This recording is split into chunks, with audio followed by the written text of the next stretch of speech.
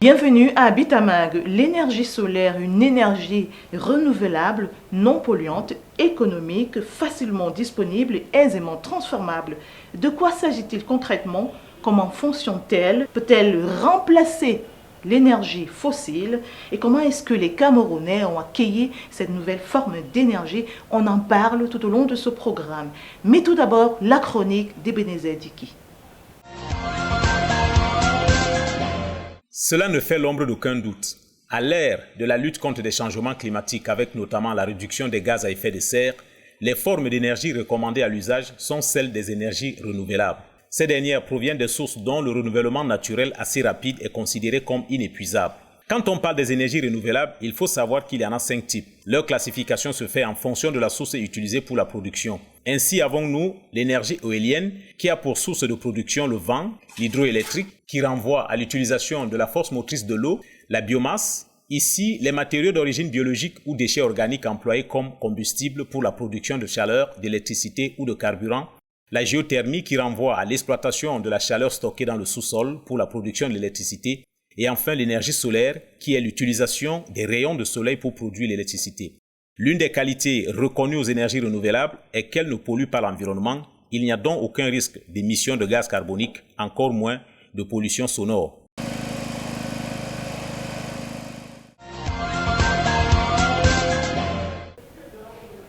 De plus en plus, on parle d'énergie renouvelable, énergie du futur, créatrice d'emplois. Mais tout d'abord, c'est quoi une énergie renouvelable et quelles sont ses différentes formes? C'est une énergie dont la ressource dans le temps des hommes est illimitée. En somme, on a un cycle d'épuisement et de renouvellement. Donc, c'est ce qu'on appelle donc énergie renouvelable. Elles sont en fait décomposées en 5 familles en fonction de la source utilisée. Donc, vous avez le solaire, donc l'énergie solaire. Vous avez l'éolienne, donc c'est l'utilisation du vent. Vous avez l'hydraulique, donc l'utilisation de l'eau. Vous avez en fait ce qu'on appelle aussi la biomasse, donc c'est l'utilisation des éléments organiques. Et vous avez la géothermie, en fait c'est l'utilisation de la chaleur qui est stockée en fait sous la terre. À la différence de ce qu'on appelle la notion de renouvelabilité, c'est-à-dire que vous pouvez, vous avez un cycle de charge et de décharge si vous voulez, donc un cycle d'épuisement et de reconstitution. Donc ce cycle d'épuisement et de reconstitution est assez classique, ce qui n'est pas en fait ce qui est la grande différence avec les énergies fossiles. En somme, lorsque vous puisez, vous videz en fait une nappe de gaz ou de pétrole, vous ne pouvez pas la recycler ou la renouveler. Alors que tous les matins, le soleil se lève, il se couche le soir, le vent est assez fréquent. Ce qu'on appelle l'énergie solaire, en fait, c'est la fraction, on va dire la fraction énergétique du rayonnement solaire. En somme, c'est l'utilisation du solaire sur ces 2 axes. Le premier axe, c'est la chaleur, le deuxième, c'est la lumière. Donc, avec le premier axe, on utilise le solaire comme une entité qui permet en fait de produire de l'énergie thermique. Donc on utilise sa chaleur, c'est ce qu'on appelle le solaire thermique. L'autre composante, c'est le rayonnement, donc la lumière, qu'on appelle le solaire photovoltaïque. Voilà. Donc sur ces différentes composantes, vous avez plusieurs décompositions. Vous avez une utilisation dans le cadre du solaire thermique directe du solaire pour faire la cuisson, pour chauffer de l'eau. C'est ce qu'on appelle donc l'utilisation solaire directe. Une utilisation solaire indirecte qui peut être en fait l'utilisation de la chaleur pour entraîner une énergie, en fait, un mouvement mécanique qui permet lui de produire de l'électricité. Sur la 3e phase, on utilise pour le photovoltaïque donc l'utilisation de la lumière pour fabriquer de l'électricité. On utilise ce qu'on appelle des plaques, des modules ou bien des panneaux.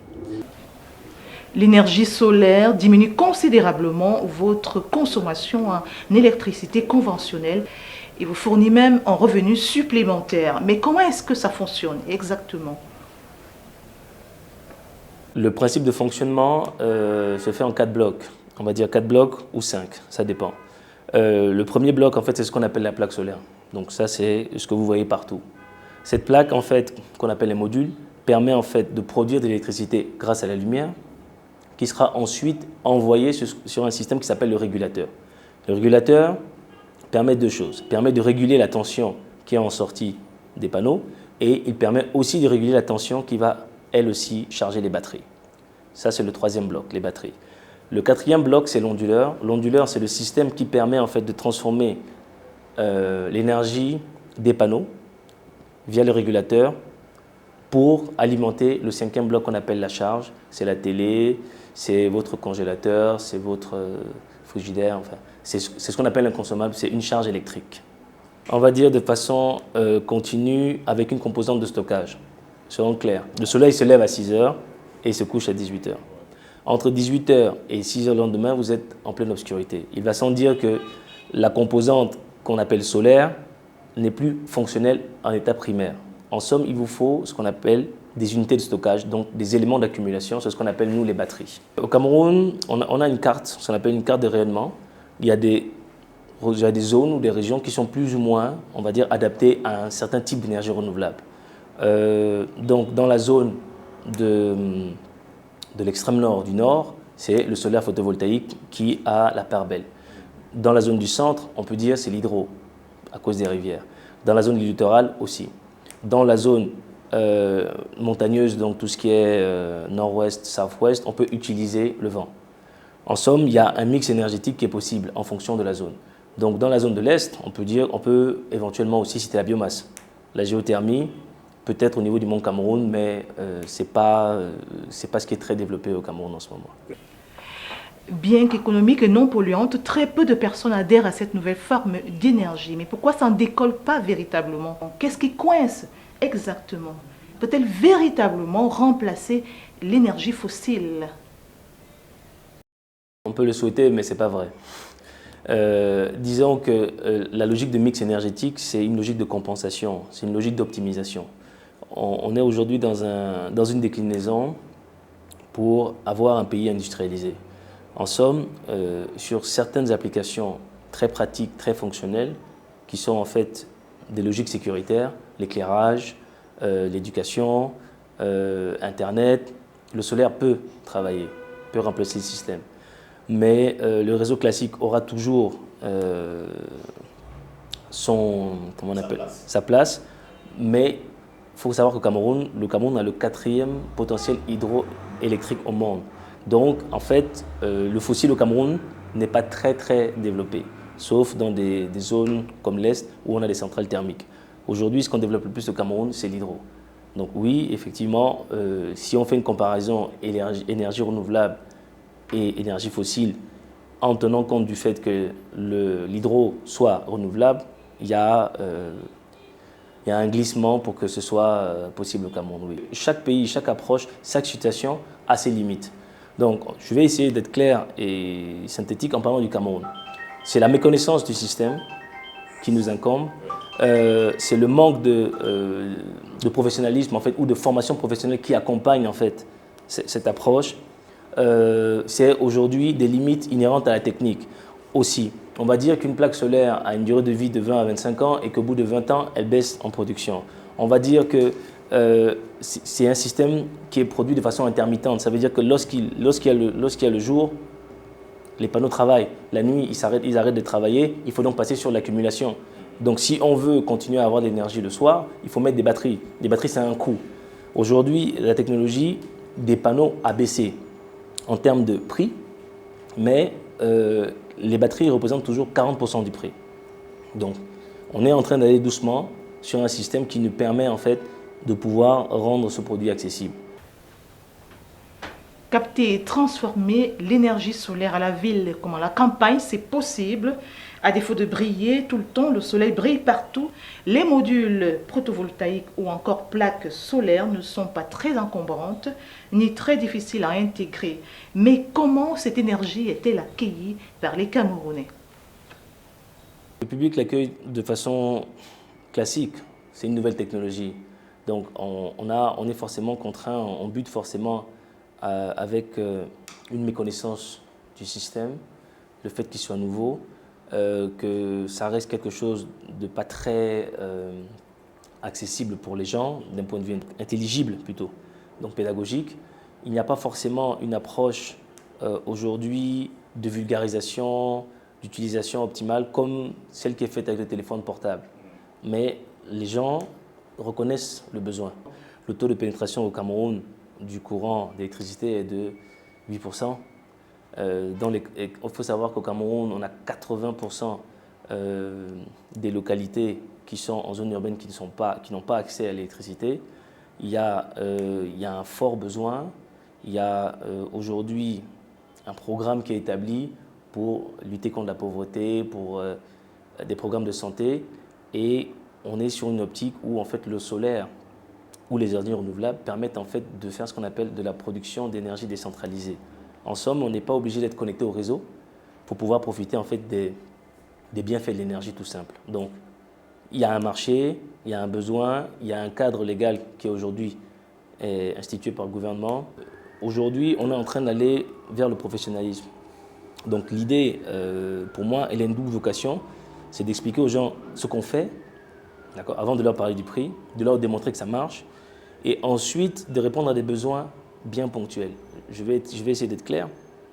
Dans les villages ou dans les localités un peu périurbaines, ce qui peut intéresser les gens, c'est de pouvoir se retrouver le soir, regarder un match dans une salle de classe qui peut servir la journée pour travailler, le soir pour faire les devoirs et le soir pour se divertir, regarder les informations, regarder un match.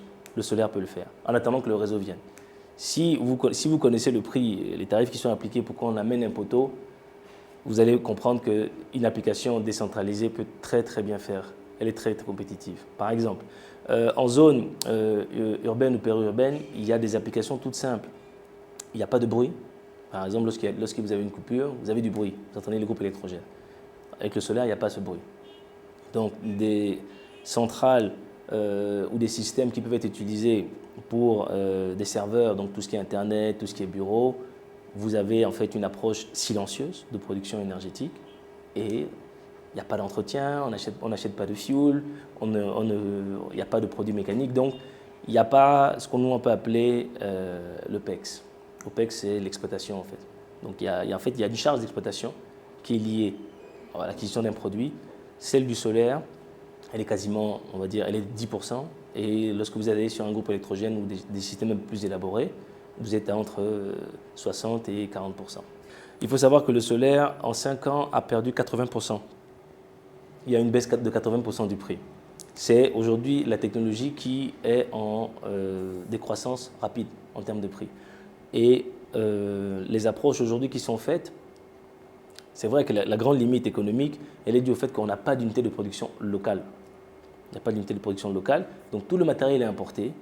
Donc vous avez l'achat à l'étranger, le transport, les taxes douanières, et si vous y mettez la main-d'œuvre et la marge du revendeur, vous arrivez à un prix qui est à peu près que tout le monde trouve élevé. De toute façon, il n'y a pas d'élément de comparaison. Malheureusement, pour se procurer un système de production d'énergie solaire, il faut beaucoup de moyens. Les prix sont exorbitants, donc pas à portée de tous. Certaines structures adoptent déjà cette nouvelle forme d'énergie. C'est le cas de la mairie d'Akono. Madame Goa, maire d'Akono, est notre invitée. Ça fait donc des années que nous souffrons de coupures d'énergie par le réseau Eneo. Et ce que je remarquais surtout, c'est qu'ils coupaient toujours en journée, c'est-à-dire aux heures de travail. Et souvent, quand je les appelais, ils disaient « Non, non, madame le maire, ne vous inquiétez pas, on vous remet l'énergie le soir. » Je dis « Mais attendez, le soir, ok, je comprends, c'est pour que les maisons soient éclairées. Mais alors nous, les institutions, on fait quoi? On travaille dans la journée, on ne travaille pas la nuit. » Donc, c'était donc toujours un sujet de discussion. Bien. Ça ne fait qu'empirer. Se tiennent ici à la mairie de grandes réunions. Des réunions parce que nous avons fait le plan communal de développement, nous sommes en train de faire le plan d'occupation des sols. Donc, il y a toujours des grandes réunions. Et à ce moment-là, on est obligé de louer un groupe électrogène. Nous avions essayé de nous brancher sur le groupe électrogène de Camtel, mais les groupes électrogènes, il faut bien savoir que ça demande un entretien permanent. Et quand ça tombe en panne, ça demande beaucoup d'argent. Souvent, on répare, ça ne tient pas.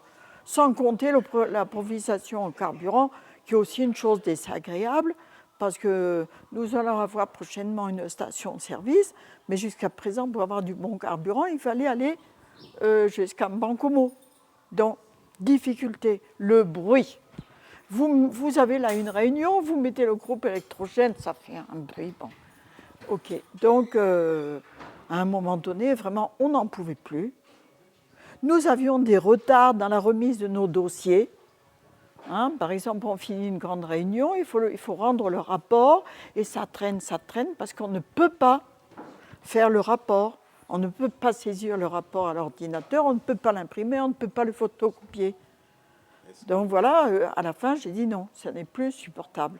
Donc quand j'ai pu avoir une proposition suffisamment étudiée à 2 millions, ça a fait autour de 2,5 millions. De 2,5 millions, là, évidemment, je suis passée à la décision de panneaux solaires. Au niveau éclairage, nous avons fait l'essentiel, c'est-à-dire la salle de réunion, qui est aussi salle de délibération, qui est salle de mariage. Bien, donc la grande salle est éclairée. Le couloir où nous nous trouvons est éclairé également. Avec 2 ampoules, c'est suffisant pour assurer la circulation. Et la sécurisation, parce qu'une mairie qui reste dans l'obscurité la nuit, évidemment, c'est dangereux. Hein. Et puis surtout, le secrétariat général, où nous pouvons nous rendre, si vous voulez. Le secrétariat général qui est vraiment le point non seulement de travail, mais aussi de sécurisation.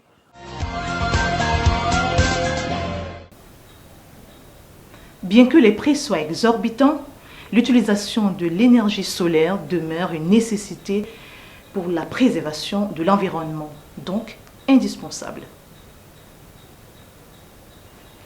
Il y a l'éclairage solaire au nouveau marché d'Akono.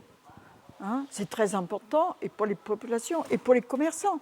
Les commerçants, quand même, se sont sentis sécurisés en sachant que toutes les nuits, ils sont éclairés. Hein. Bon, ça, c'est pour le bénéfice de tous, et des commerçants et des populations qui sont clientes. Hein. Bon, l'éclairage public, bon, malheureusement, il n'est pas encore installé à Akono, malgré qu'un marché soit passé depuis 2015, mais ça va venir. Vous l'avez vu à Ngoumou, là aussi, c'est un grand bénéfice. Pourquoi ? Pour la sécurité. Mais quand vous allez mettre des lampadaires solaires dans les villages, ce que Akono va faire en 2016 avec l'aide de la coopération alsacienne, vous savez très bien que sous les lampadaires, qu'est-ce qui va se passer le soir ? Les enfants vont venir étudier leurs leçons. Hein ? Les habitants vont venir se rassembler pour pouvoir échanger, bavarder. Ça va être un lieu de convivialité et d'études pour les enfants. Vous savez très bien que sous les lampadaires, qu'est-ce qui va se passer le soir ? Les enfants vont venir étudier leurs leçons. Hein ? Les habitants vont venir se rassembler pour pouvoir échanger, bavarder. Ça va être un lieu de convivialité et d'études pour les enfants. Bon, donc c'est le projet que nous avons. Maintenant, bon, qu'est-ce qu'un particulier qui n'a pas grand moyen peut faire ? Il y a quand même quelques propositions. Moi, la maison que j'ai ici à Akono, ça m'était très désagréable de rentrer le soir et d'être à la lampe tempête ou bien une lampe de secours. Donc ça fait déjà peut-être 4 ans que j'ai mis un seul panneau qui me permet le soir d'avoir 4 lampes et 4 belles lampes qui me permettent de recevoir les citoyens. On peut bavarder, on peut échanger, on peut lire, on peut écrire des documents. Je pense qu'il n'y a pas de meilleure campagne que la réalisation des 2 projets dont je vous parle. Hein, un projet dans le village, je veux dire le village le plus isolé, éloigné du centre urbain, qui s'appelle Golnagbe, qui a un accès très difficile. Donc, la première opération que j'avais faite, c'est leur mettre un point d'eau. Et maintenant, justement, on leur met 8 lampadaires, chefferies, groupes d'habitation. On a repéré des groupes d'habitation, peut-être il y a 30, 40 personnes. Donc, ils auront un point de lumière le soir. Quand ces 2 installations vont être faites, là, nous organiserons une visite de tous les chefs de village. Pour qu'ils viennent comprendre et expliquer à leur population. Ensuite, j'essaierai de faire bouger. Parce que dans les autres villages, il y a des élites qui peuvent donner quelque chose pour faire le même investissement. Ce ne sont pas des investissements si énormes que ça. Je sais que la plupart de mes collègues maires utilisent les groupes électrogènes dans leur hôtel de ville. Hein. Mais comme je dis, ça tombe en panne. Parfois, ils n'arrivent même pas à s'approvisionner pour les communes qui sont très, très éloignées. Bon, donc, faites le pas. Hein. Il n'est pas, moi j'ai pris l'option de dire non, on ne va pas mettre les prises et la lumière dans tous les bureaux. Il n'y a pas dans mon bureau, il n'y a pas. Dans mon bureau, il n'y a pas de secours par l'énergie solaire. Parce que j'ai dit le plus important, c'est qu'on puisse travailler et faire les réunions et sécuriser la mairie. Donc, 2,5 millions pour une commune comme la mienne. Hein. Je vous dis, moi, j'ai éclairé ma maison avec 4 lampes. Ah, ça devait être 150 000 francs. Hein. Bon, on peut le faire. L'éclairage, c'est facile. Ce qui est difficile, c'est des prises pour, par exemple, les équipements informatiques. Hein. Voyez aussi l'importance, là, pour moi. Maintenant, tout mon personnel n'a plus d'excuse de dire « Madame le maire, je ne veux pas répondre au téléphone parce que mon téléphone est déchargé. » Je dis non, votre téléphone doit être chargé tout le temps. Et dans les villages où nous allons mettre l'éclairage, il y aura également des points pour recharger les téléphones. Hein.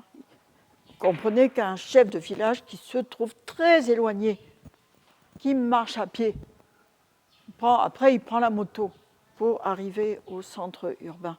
Quelle importance il aura, quelle importance pour lui d'avoir son téléphone chargé en permanence. Éclairer plus, payer moins, les lampes à économie d'énergie tendent à prendre le dessus sur les classiques. C'est la rubrique Déco-maison, regardons plutôt. Les ampoules économiques, ça réduit la consommation de 80%. Nous avons les ampoules économiques B22 8 watts, qui sont équivalentes aux ampoules classiques de 40 watts. Celles-ci, sont les ampoules économiques E14 à vis, petites vis, généralement utilisées dans les lustres, les abat-jours. C'est 5 watts et qui brille comme une ampoule de 25 watts. Vous voyez, dans les lustres, comme il y a plusieurs lampes. Si vous mettez, par exemple, si un lustre prend 8 lampes, si vous faites 25 x 8, ça fait 200 watts. Alors qu'en mettant les 5 watts, 25 par 5 watts x 8, ça vous fait 40 watts. Vous voyez que vous réalisez déjà 160 watts d'économie. Et là, nous avons les B22, 22 watts, qui sont équivalentes aux ampoules rondes de 103 watts. Généralement, les ampoules classiques ont une durée de vie de 1000 heures. 1000 heures, tandis que les ampoules économiques, il y a celles qui ont des durées de vie de 8000 heures, 15 000 heures, 20 000 heures. Celle-ci, par exemple, a une durée de vie de 20 000 heures. Et quand ils écrivent 20 ans sur le carton, c'est-à-dire à utiliser 3 heures par jour, 3 heures par jour, c'est pour ça qu'ils mettent 20 ans. Si vous utilisez 3 heures par jour, et comme on ne peut pas utiliser 3 heures, si vous prenez minimum 18 heures, 22 heures, ça fait 4 heures. Donc ça ne va pas faire les 20 ans. Les lampes économiques, ça supporte les baisses de tension. Mais ça diminue la durée de vie parce que les variations de tension, ça diminue la durée de vie des lampes économiques. Si on avait un courant stable, c'est-à-dire on a, comme la tension au Cameroun va de 220 jusqu'à 260 volts. Donc si la tension était stable, vous voyez parfois quand il y a coupure, quand le courant revient, ça revient très fort. Donc ils ont envoyé du 380. Là, ça bascule, ça peut griller les ampoules, toutes les ampoules. Donc ne soyez pas surpris que vous rentrez, vous dites que toutes les lampes sont grillées parce qu'ils ont envoyé un courant fort. Ce que je pourrais dire, c'est qu'en utilisant les lampes économiques, les consommations sont vraiment réduites. Elles coûtent cher à l'achat, mais à la longue, vous réalisez que vous avez fait une économie. Parce qu'en calculant le coût des ampoules et le coût des factures, si vous faites le bilan sur 1 an, vous prenez le coût des factures et le coût des ampoules que vous avez achetées, vous allez réaliser que vous avez fait des économies. Puisque ce sont des ampoules qui mettent 2, 3, 4 ans, 5 ans.